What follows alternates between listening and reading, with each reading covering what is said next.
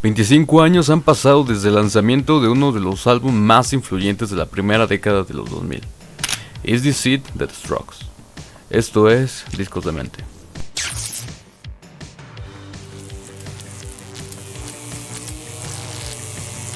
Hablar de este disco siempre resulta complicado, ya que así como tiene bastantes fans, también existe un gran número de personas que son retractores de la banda. Lo que no se puede negar es el impacto sonoro que tuvo en la primera década de los 2000, sobre todo en bandas que también iban empezando en aquellos años.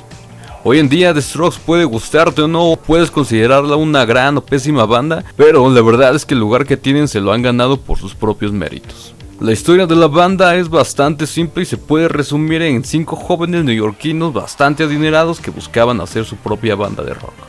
A mediados de los años 90, Julian Casablancas se juntó con Albert Hammond Jr., Nick Valenci, Nicolai Fraiture y Fabrizio Moretti para formar un nuevo proyecto musical. Y hasta 1998 empezaron su carrera como tal. Durante 4 años estuvieron bastante en el anonimato, tocando únicamente en pequeños bares o clubes de Nueva York. Y fue hasta 2001 donde Ryan Gentles, dueño de un bar en el que habían tocado, los descubrió y decidió dejar su negocio para convertirse en su manager. Meses después encontraron al productor Gordon Raphael, alguien que también apenas estaba empezando con su carrera y estaba dispuesto a impulsar pequeñas bandas con el objetivo de que pudieran grabar su primer disco. Fue así como en el año 2001 el primer disco de Strokes, Is This It, por fin vio la luz.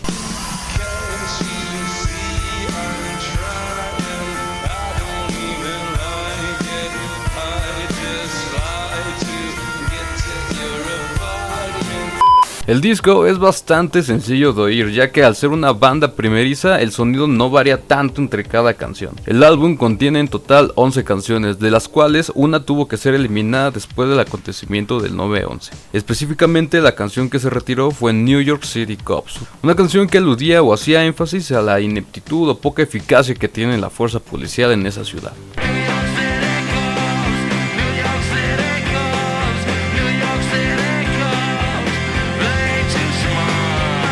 Aunque en Estados Unidos no tuvo la venta o el impacto que querían, sí fue bastante mejor recibido en Reino Unido y en Australia. De hecho, en estos países alcanzó los números de venta 1 y 2 respectivamente.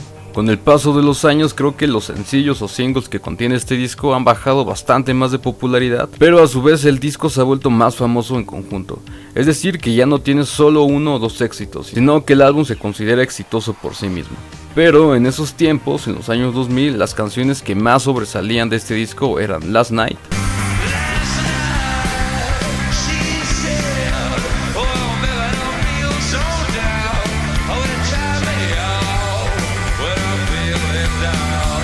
Someday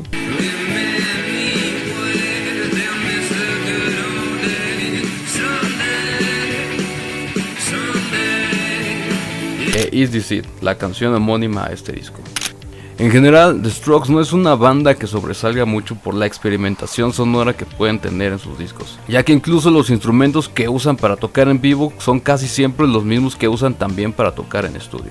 Nick Valenci usa una Epiphone Rivera de 1990 y tantos, no se sabe exactamente el año ya que es una guitarra Signature, pero podemos destacar sobre todo la configuración de pastillas que tienen, que son unas P94, unas pastillas que no son tan usuales en este tipo de guitarra, ya que normalmente usan unas mini humbucker. Por su parte, Albert Hammond Jr. suele usar una Stratocaster de 1985 con configuración de 3 pastillas single coil, normalmente en el color Olympic White. De igual manera, Nicolai Fraiture suele utilizar un arsenal de bajos bastante más limitado. Él por lo general suele usar un Jazz Bass o un Precision Bass de Fender, variando únicamente el acabado en que lo tenga. Lo que hace realmente interesante a este disco y a la banda es la forma en la que componen sus canciones, ya que las guitarras no suelen estar peleadas en el protagonismo que va a tener cada una, sino que las dos como que coexisten en cada canción, dándose el tiempo o la importancia entre cada una. En otras palabras, no existe una guitarra líder o una guitarra de acompañamiento.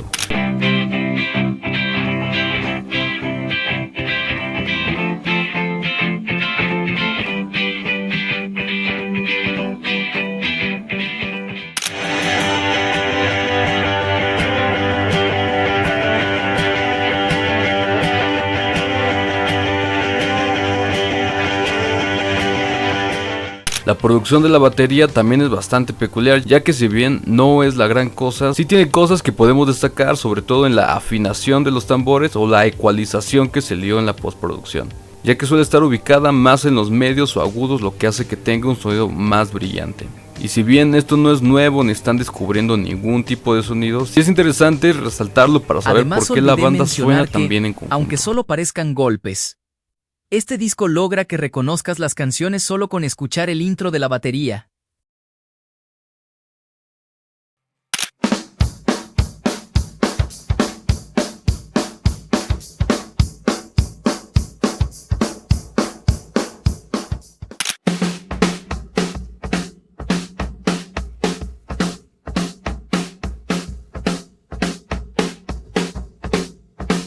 De igual forma, la voz de Julian Casablancas en este disco creo que es lo más cerca que podemos tener a escucharlo en vivo, ya que en discos posteriores como en el Angels o en el Comdog Machine podemos notar que las voces son grabadas varias veces para que la pista suene mucho más llena.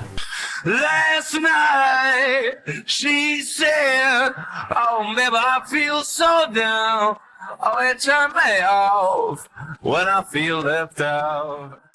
In a sense itself, in America today is a crime just like Cornwall. Lo mismo pasa con las guitarras, ya que podemos escuchar que en los discos posteriores hacen uso de más efectos que un simple overdrive y un reverb que escuchamos en el Is This It.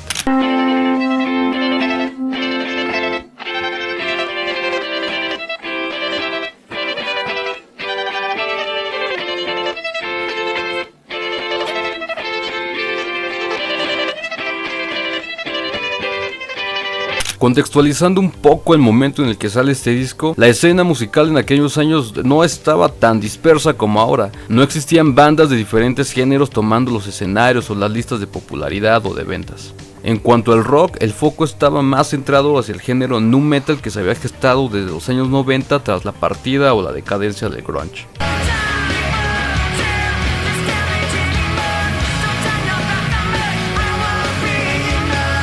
Y a principios de los 2000, bandas como Audioslave habían hecho una propuesta sonora un poco más minimalista que se acercaban más al rock alternativo con sonidos más compactos y menos explosivos.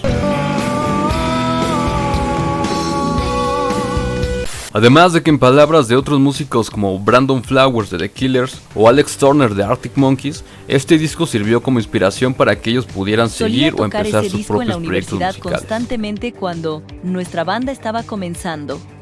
Muchos estaban interesados en ellos, por lo que muchas bandas que salían sonaban exactamente como ellos. Recuerdo que intenté conscientemente no sonar como The Strokes, pero todavía me encantaba ese disco.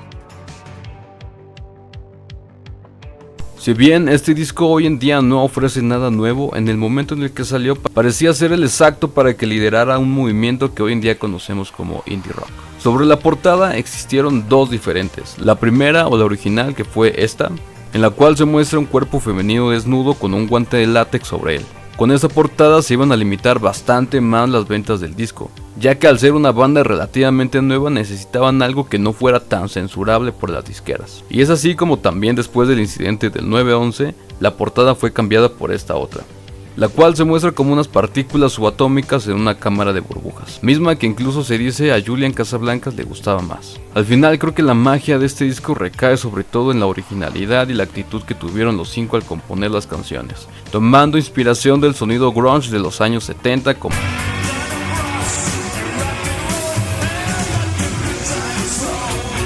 Pero bueno, 25 años del estreno de Is This It, ¿crees que este disco sigue teniendo la misma importancia hoy en día que tuvo cuando salió? ¿O crees que es un disco que está bastante sobrevalorado? No olvides seguirme aquí en YouTube y en las demás redes sociales como @discosdemente. Mi nombre es Rafael Cornejo. Ahí se ven. Por cierto, mientras Sedeite vea el video, The Strokes SVI una historia anunciando lo que parece ser su regreso con nueva música y posiblemente un tour, ya que han estado apareciendo en diferentes festivales de este año 2026. San Luis, Cholachi, Cholas.